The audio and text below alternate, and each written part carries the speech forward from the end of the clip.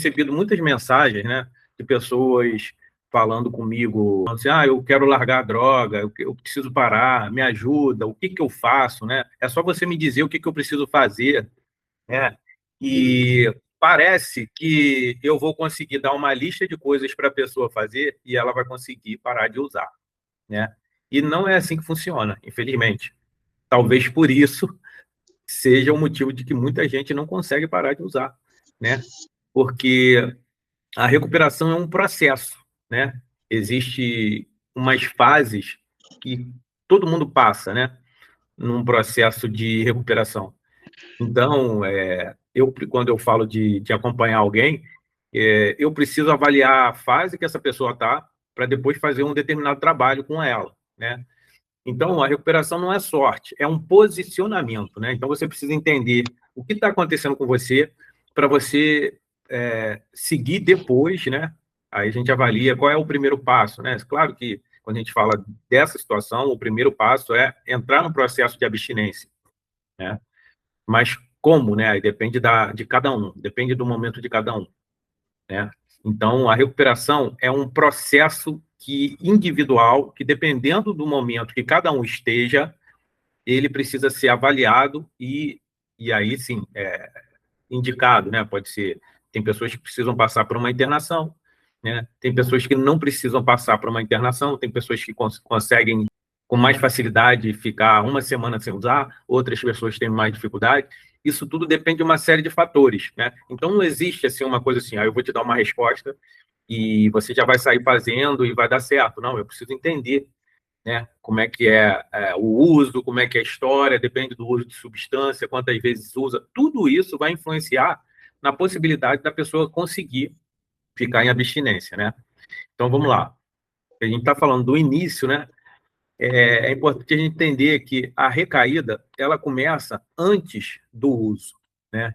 Então, antes de você ir lá e consumir uma substância, existe todo um processo, né, que cada um passa.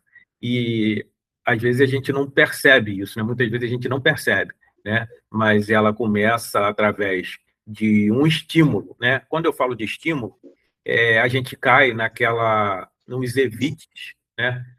Por quê? Pessoas e lugares e hábitos são estímulos que fortalecem a recaída. Então, quando você está no início do processo de abstinência, é muito importante você se proteger, porque existem coisas, né? A adicção é uma doença, que existem coisas que fortalecem a doença para que ela fique ativa novamente, e existem coisas que enfraquecem a doença e fortalecem a recuperação. As primeiras coisas que a gente precisa fazer é evitar pessoas, lugares e hábitos, né? Então, a recaída ela começa quando as pessoas começam a negociar com isso, né? O que eu quero dizer com isso, né? Começa a dar desculpa. O processo de recuperação, uma das coisas que mais funcionam, né, é a recuperação em grupo. É a psicoterapia individual, a recuperação em grupo, e cada caso pode ter outras necessidades, né? Uma avaliação com psiquiatra, dependendo de cada caso, né? Mas todas elas, todos os casos precisam de um acompanhamento em grupo, né? É o tipo de recuperação que funciona muito bem. Então, o que é comum acontecer? Num determinado processo, né, a pessoa começa com gás e depois esse gás essa velocidade, essa vontade, ela pode ir diminuindo, né? E o que é comum acontecer? A pessoa começar, de repente, se afastar da recuperação, da reunião, né? A pessoa começa a ter outras prioridades e a reunião começa a ficar em segundo plano, né? Então, isso já pode sinalizar um processo de recaída, né? Porque, principalmente nesse início da recuperação, são coisas que são inegociáveis para que funcione, né? Se quiser se manter limpo, vai precisar, né? Se quiser se manter limpo, vai precisar ter o máximo de frequência de reuniões. Por quê? Eu falei aqui dos evites, né? Tem os evites e os procures. Então, são duas coisas básicas que vão ali no início da recuperação, que são imprescindíveis. O evite e o procure. Então, evite pessoas, lugares e hábitos. Procure o quê? Companheiros em recuperação, frequência de reunião, psicoterapia, tudo aquilo que fortalece a sua recuperação. Contato com o poder superior, atividades físicas, todas situações que podem, que vão fortalecer. Pessoas que compreendem do seu momento, que entendem que você precisa fazer essas atitudes de evitar lugares, né? Então você pode até ali começar a selecionar, ver quem as pessoas que realmente se preocupam com você, né? Porque eu já ouvi vários casos de pacientes falar, não, olha, tem uma pessoa que é minha amiga e que está disposta a encontrar comigo sem beber, certo? Então, nesse caso, você vai entender ali quem são as pessoas que são mais compreensíveis, né? E você vai poder selecionar. Então, o procure é imprescindível. E um dos procures que não podem faltar é a frequência de reunião, né? No início. Então, a recaída começa através dessas ideias, começa nos pensamentos, com essas justificativas, tanto para você inverter. Na verdade, você começa a inverter, né? Que é o quê? O que é para você procurar, você evita, e o que é para você evitar, você procura. Né? É assim que começa, é a matemática da recaída. Né? Então, para de frequentar a reunião e daqui a pouco começa a frequentar pessoas, lugares e hábitos.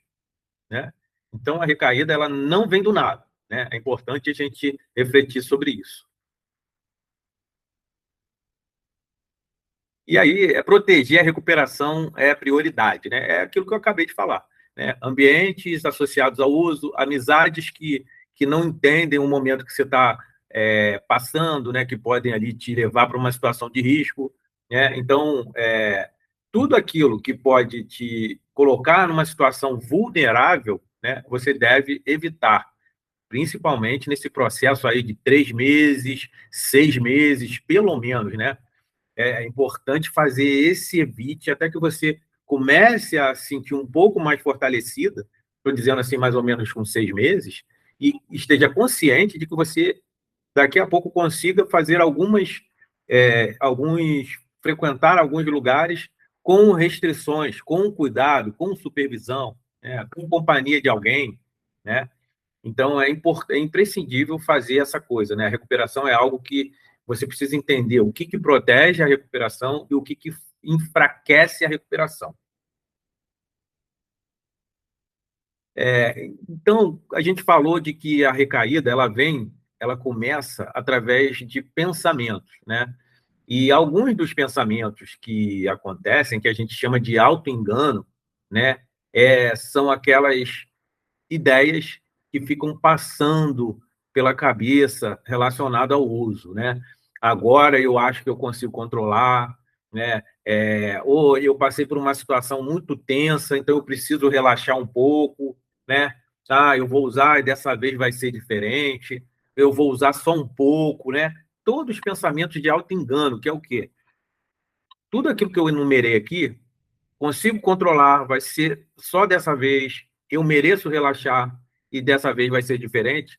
São todas ideias, pensamentos, que se a gente fizer uma avaliação do passado, isso tudo a gente vai ver que é uma mentira da doença, porque não tem mais controle, né? Não vai ser só uma vez, né? E quando o adicto que perdeu o controle do uso, ele tem muito mais tempo com angústia e sofrimento do que relaxamento. Não tem mais relaxamento. Né? Relaxamento foi lá no início. Né? Então, o auto-engano é uma das coisas que são perigosas nesse processo. Então, cuidado com a sua mente. Né? É preciso ficar atento com a sua mente. Né? E, para isso, é preciso muito investimento em leitura, em meditação, na literatura e frequência de grupo. Esse é o caminho que vai te ajudar. Não existe outro caminho. Né? Porque sozinho não conseguiu. Então, precisa de entender isso e fazer essa ajuda, né? E buscar essa ajuda. Alguns sinais que podem acontecer antes da recaída. Isolamento, né? Se começar a se afastar de tudo aquilo que eu falei aqui, que é uma rede de apoio. Irritação, né? Constante. Eu lembro de uma pessoa que ela falou, né? De uma paciente que ela falou que ela estava num processo aí de indo para 3 meses limpa, né? E ela falou que as coisas estavam muito confusas e tal, que a vida dela estava meio de cabeça para baixo, só que assim, eu acompanhei ela desde o início, que ela estava entrando em abstinência, e ela tinha passado por uma recaída e estava conseguindo ficar de novo indo para os 3 meses, né? E ela já tinha me relatado que ela tinha esse processo aí de 3 meses voltar ao uso. E aí ela partilhou falando isso, né? As coisas estão muito confusas. E aí eu perguntei para ela: você acha que as coisas estão confusas ou a sua mente está criando um cenário caótico para justificar a sua recaída? Ela prontamente, na mesma hora, ela já falou, identificou, né, que era a mente dela criando uma tempestade num copo d'água. Que sim, a vida está difícil, mas não tem nenhum caos nesse momento na vida dela, né? A vida é só a vida, não é fácil mesmo, né? Mas aí tem que tomar esse cuidado, né? Então, é romantização do passado, né? Lembrar de coisas boas, ficar saudoso, né? Ficar pensando, flertando com aquelas pessoas que bebem socialmente, né? Aquela coisa toda, parece uma coisa glamurosa, né? Então, a mente fica vagando por essas ideias, né? Fantasiosas, né? E excesso de confiança é quando você também está se sentindo tão forte, né, que você se coloca em risco, né? Então, não existe um adicto tão forte que vá para um lugar que seja de risco e de que ele não acenda um alerta, né? Principalmente nesse processo aqui que eu estou falando com vocês. 3 a 6 meses, né, até um ano, né? Então, não existe isso, né? Excesso de confiança também é algo que faz o adicto se colocar em situações de risco. Então, é isso, né? O que que faz fortalecer a recuperação, né? A rede de apoio, que é tudo aquilo que eu falei para vocês, tudo que fortalece a recuperação, pessoas e lugares e hábitos que fortalecem a recuperação, né? A adicção cresce no isolamento e a recuperação cresce na conexão, né? Mas conexão de pessoas que fortalecem a recuperação. Pedir ajuda, estar com pessoas que você sabe que não vai te colocar em risco e participar de reuniões. E uma das coisas que às vezes é importante, né, é lembrar de um dia de cada vez, porque às vezes pode parecer uma coisa muito forte quando você pensa de nunca mais vou usar, né? Nunca mais é muito tempo, né? E para quem está entrando nesse processo, é uma coisa muito inalcançável, né? Então você não precisa usar nunca mais. Você pode não usar só hoje, né? Que é um dia de cada vez, né? É, isso fica mais leve, né? Você reduz a carga, né? Nunca mais, você nem sabe, né, até quando você vai viver. Então, né, esse só por hoje, né, ajuda a diminuir essa carga emocional, essa ansiedade, né, que pode passar pela mente do adicto quando ele pensa que nunca mais vai usar. Evite situações de risco, aprenda a questionar o auto-engano, use sua rede de apoio e um dia de cada vez, né? Então, assim, alguns passo a passos, assim, breves, né? Bem finalizados aqui, né? Do que você pode fazer e que vai funcionar. Não tenho dúvida nenhuma que vai funcionar.